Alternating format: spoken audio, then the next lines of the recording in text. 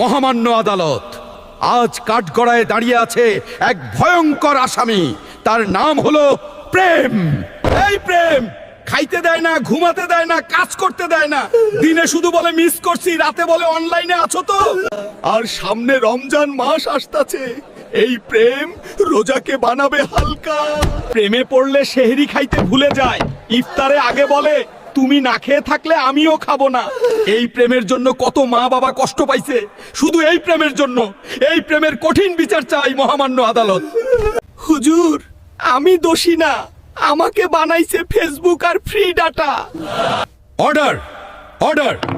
সমস্ত সাক্ষ্য প্রমাণের ভিত্তিতে এই আদালত ঘোষণা করছে যে রমজান মাস পর্যন্ত প্রেমকে ডাটা প্যাকেট ছাড়া রাখা হবে।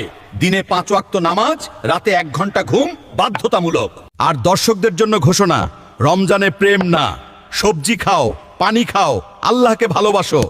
আপনার মতে কে দোষী, প্রেম দোষী নাকি ফ্রি ডাটাই দোষী? কমেন্টে লিখুন।